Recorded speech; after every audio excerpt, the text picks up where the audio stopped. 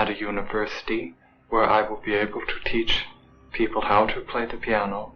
Permit you to be an instructor? No, I have not. Have you tried?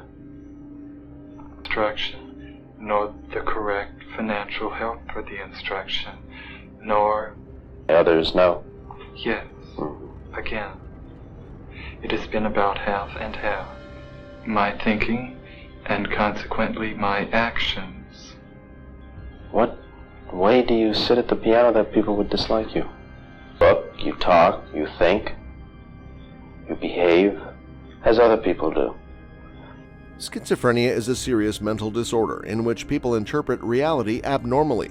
Schizophrenia may result in some combination of hallucinations, delusions, and extremely disordered thinking and behavior that impairs daily functioning and can be disabling.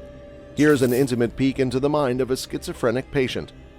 The short-to-the-point answers being offered by the patient are a direct symptom of the catatonia, which characterizes the spectrum of his disability.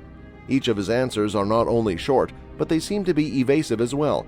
Either the patient actually does not know the reasons as to why he was sent to the facility, or his perception is unable to make sense of the events that have befallen him. 3 months, May 17th. And what brought you here? I can't. Whose idea was it that you come here?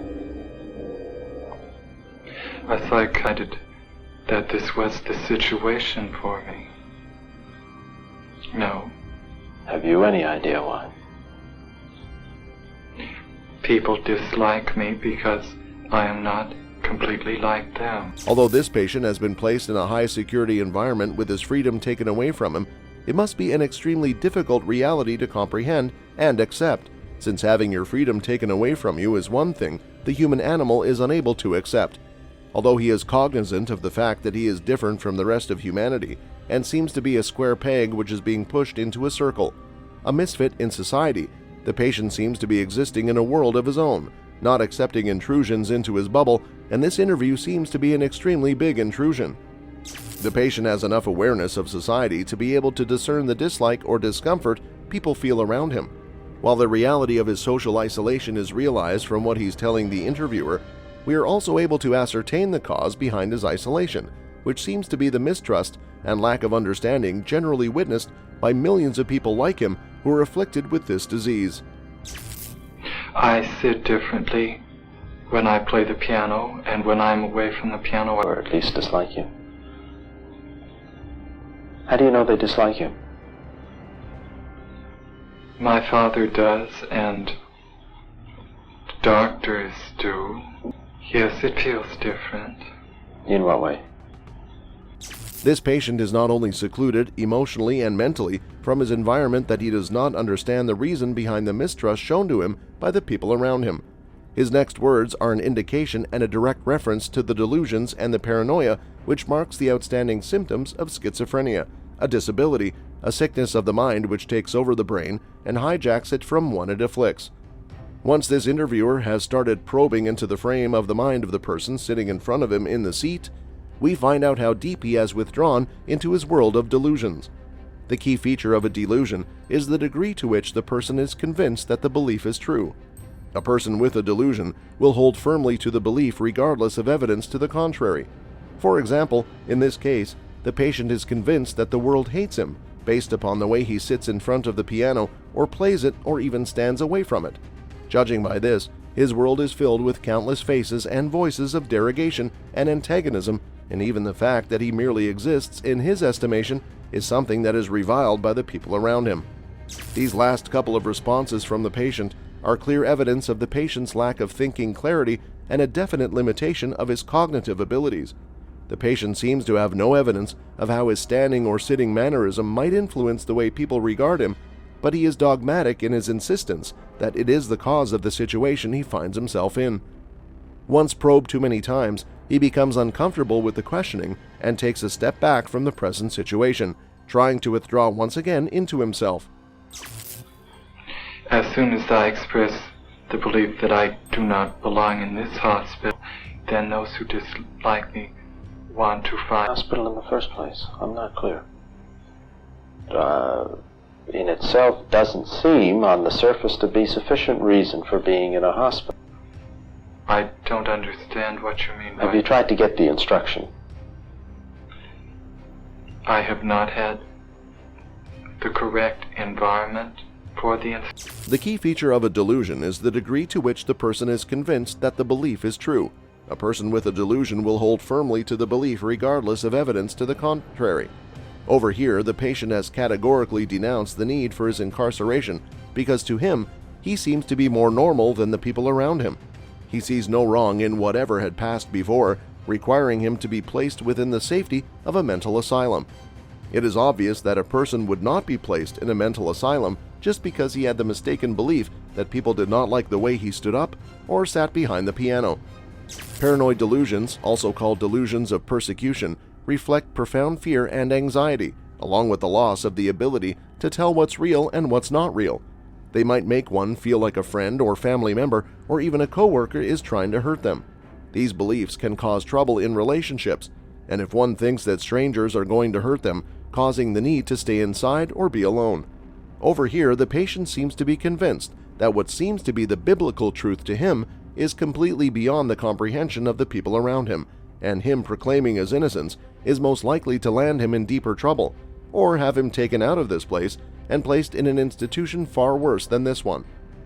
In my life, which most people do not do, this influences my thinking, and that I should be here to change them. What actions? And how would you describe the way you're talking and looking right at this moment? The way other people talk and look. Have you any idea in what way it's not like that? Delusions, or false beliefs, come in several types. Delusions of grandeur are one of the more common ones. It's the belief that one has more power, wealth, smarts, or other grand traits than is true. Grandiose delusions rarely happen by themselves. Most often, the sufferer is likely to also have delusions of persecution, a related condition where they are convinced that others are out to harm, conspire against, or otherwise mistreat them. Over here, this patient has finally admitted to some of the grandiose delusions he might have openly stated that his mission in life is one with which the people around him, and in particular the psychiatrist who is treating him, do not agree. In the past, some of the actions that he has taken have been influenced by that particular mission, which has caused the people around him to put him within an institute, a place he does not belong in. Few people try to do. And this influences I occasionally look differently from other people, and this has caused dislike because of the way I appear. In relationship, want to find a worse place for me. And occasionally my actions, and a psychiatrist has noticed this. As other people talk, and at this moment, however, I've been told that it is not. The patient seems to be evading the actual cause of his incarceration, and in response to the questions being addressed to him by the interviewer, he has once again reverted to his previous reasoning that he has ended up in this institution merely because of the way he walks and talks and looks. For some people, even something as innocuous as his looks are enough to land him in the grievous position of being put behind bars of a mental institution. It's as if the entire world is out to get him being the victim who is being chased by evildoers all around him, taking away his freedom merely for the crime of existing. While the patient is intent on hiding behind a wall in his mind, which he is determined to use to shield himself from the reality of his own contribution to the dismal state of affairs he has landed himself in, the interviewer is not willing to throw in the towel and is persisting in chasing down the elusive and mentally unavailable individual and guiding him on the path to realizing the part his own thinking and his own related actions have played in placing him within the walls of this institution. Someone else might, and you stand somewhat differently. Occasionally I stand differently. So what other reasons have been given to you, or what other reasons do you understand? From my father to prepare me for obtaining a job as a piano and also play the piano for people. Have you had the training yet to... Hallelujah! He has finally been able to get the patient to accept that he has been marked mentally ill by the authorities due to concerns with his and the welfare of the people around him. He has finally conceded that he has been found mentally lacking, leading him to be placed in safe protection. The next question is whether the patient is actually going to accept that it was his actions alone which led the authorities and the people around him in reaching that conclusion, instead of it being a harassment drive employed against him by people who mean to do him harm or are hell-bent on keeping him from completing his mission. Even though he has emerged from the bubble he seems to be existing in, he is still persisting in his belief and insistence that the world is out to get him, and he was an innocent bystander who had been targeted by society and the authorities at large with no fault of his own. He has gone so far as to claim that even the psychiatrist treating him hasn't told him or given him any details about why he has been incarcerated, a claim immediately questioned by the interviewer, specifically because of how implausible it sounds. So then, from your point of view, not from other people's point of view, from your point of view, you're very interested in learning to play the piano. You sit at the piano a little differently from the way... I'm supposed to not be mentally well. Oh.